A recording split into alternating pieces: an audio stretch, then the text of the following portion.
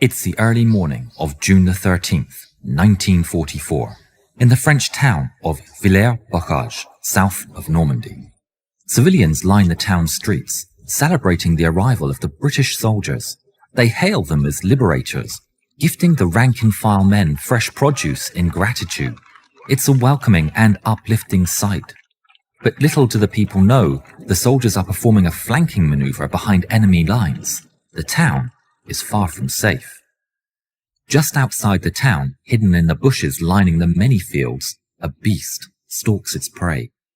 A Tiger tank of the 2nd Company of the 101st SS Heavy Panzer Battalion. Standing atop its cupola is the most decorated German Panzerace in history, Lieutenant Michael Wittmann. If you want to experience and recreate the action at Villers-Bocage, you should definitely check out Warpath. In Warpath, you can command the famous Tiger tank, modify its performance at any time, and assemble the top tank parts. Warpath has a brand new Sniper Elite mission. Attend the secret mission. Use strategy to take out the target silently, and enrich your combat experience with super intense bullet time. Try different strategies to command the battle.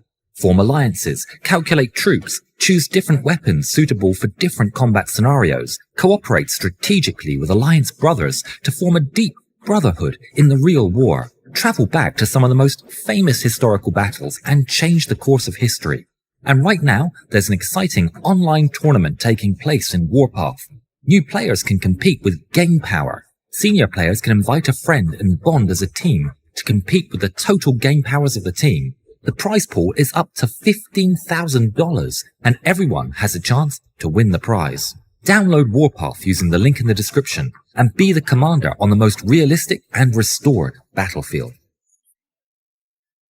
Wittmann looks on at the line of British armour and infantry, half-tracks, Cromwells, Fireflies and towed artillery, all moving up the highway. They're taking position at a hill just beyond the town. Their advance had caught him completely by surprise and thoroughly unprepared.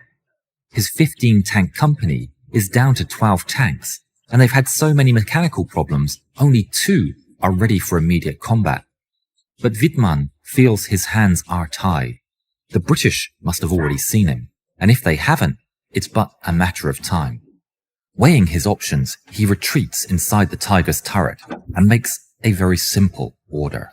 Charge! The Tiger roars to life, bursting out of the bushes and racing towards the British forces. By sheer chance, an NCO in a half-track witnesses the pouncing Tiger and shouts over the radio, For Christ's sake, get a move on! There's a Tiger running alongside us 50 yards away! But it's too late. The Tiger crashes into the scene, emerging onto the highway behind the station troops. Wittmann's machine turns its turret and immediately fires upon a parked Cromwell tank, destroying it with a single devastating hit from its mighty gun. The British panic and run every which way. A Sherman Firefly starts to turn towards Wittmann. It's the only machine present capable of posing a danger to the German heavy tank. But it's facing the completely wrong way. Wittmann's expert loader is quicker than that vehicle can ever hope to turn. A muzzle flash lights up the highway, and the 88mm shell pierces the side of the Firefly. In the blink of an eye, it's reduced to a piece of flaming scrap, blocking the highway. The second operational Tiger arrives mere moments later from the opposite end of the hill, spreading further panic. The British forces are in total disarray as this new adversary opens up on the field of parked war machines. Meanwhile, Wittmann decides to take the fight into town, leaving the hill to his ally. The Tiger turns away from the ongoing battle and drives down the road towards Villers-Bocage. Half-tracks line the road, abandoned by their crews the moment the battle started. Wittmann systematically destroys them, the Tiger unleashing devastation with machine gun and high explosive shells, leaving behind a column of flames and mangled debris. Barreling down now towards the town, he sees 3 Mark V Stuart tanks blocking his path. To his surprise, they don't run, and instead, the lead Stuart turns to block the road, as the rest fire at Wittmann with shells from their tiny guns. They bounce off Wittmann and his crew without any effect. In response, the Tiger crew fires at the lead steward without hesitation, swiftly destroying it. The Tiger's sights then turn to the left steward, and it too is dealt with in a single brutal shot from the mighty 88. The ensuing explosion fires Little Tank's turret sky high.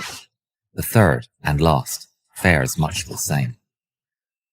The Tiger then rams the blocking steward off the road and carries his rampage into town. He sees a half-track and swiftly takes it out with a high explosive shell. Immediately upon entering, he spots a Cromwell backing away between the houses to the left. Wittmann gives the command, and the gunner fires at it from point-blank range.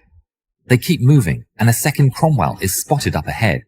It fires, and its 75mm shell ricochets off the German armour with a deafening clang.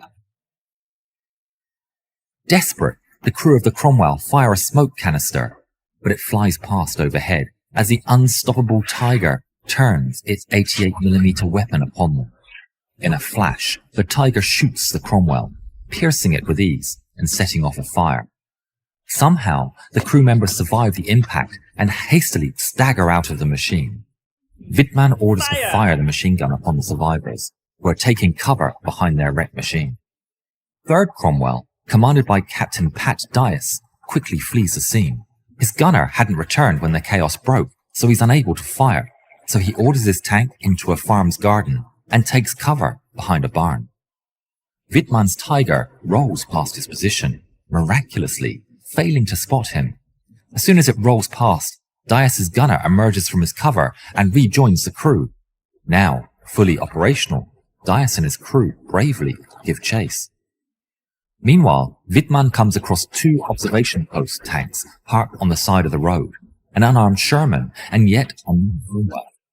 He swiftly destroys them both and keeps moving down the road when a Sherman Firefly peeks around the corner at the end of the town.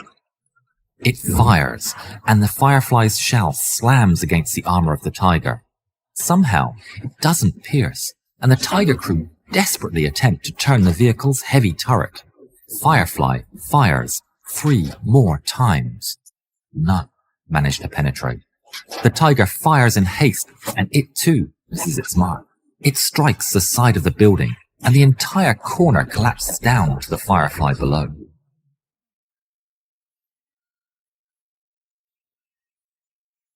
Aware now of how far he's gone, Wittmann decides it's time to get out of there. He orders the tank around, and they retreat back from where they came. At the same time, Dias is coming down the road with his Cromwell, believing he's about to surprise the Tiger from behind. But his hopes turn to horror when through the heavy smoke of burning machines, he sees the Tiger emerge, staring straight towards him. Dias orders, "Shoot!"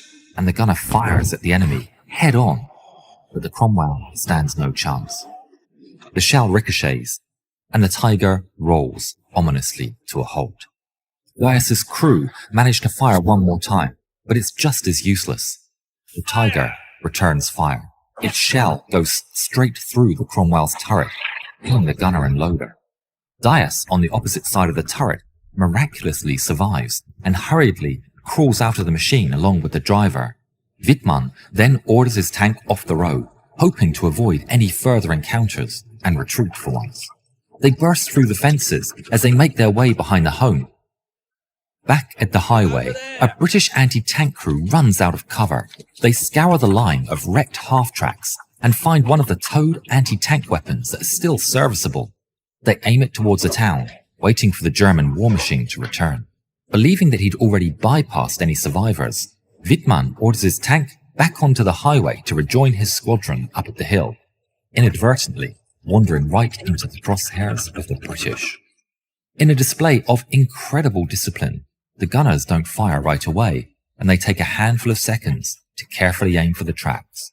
In a flash, the 6-pounder shell flies across the road and slams straight into the Tiger's sprocket wheel, immobilizing it. The crew of the anti-tank gun instantly bolt for cover as the Tiger's turret starts to turn. Inside, Wittmann and his crew feel a bang and then a sudden stop as their running gear comes undone. They hurriedly scan the area for the enemy, but they're long gone. Wittmann stays in place for 20 long minutes, turning the turret around and firing at anything that seems to move. But now he knows the situation is untenable, and he orders the crew to bail out. Let's get out of here. They jump out of their tank to no resistance, only surrounded by the distant sounds of battle taking place in the hill ahead. Altogether, the crew flee into the countryside. The battle would drag on for a whole day, with the British forces surrounded on the hill, facing the brunt of it. More German units joined the fray, including one led by Wittmann himself. The British attempted in vain to relieve the hill. They fought valiantly, performing much better once reorganized, but their position behind enemy lines and the initial surprise attack left them vulnerable. In the end, the Allied forces would retreat back to their proper lines, and the surviving soldiers on the hill were taken prisoner. Michael Wittmann would be promoted to Hauptsturmführer and awarded swords to his Knight's Cross. The tale would be exaggerated by the German propaganda machine, and he became a household name. We tried to pull together a narrative for these events that have been drawn from several sources, but many accounts conflict. No doubt, there are errors in our film today. If you haven't yet, please subscribe to the channel and please watch more videos of ours. Thank you.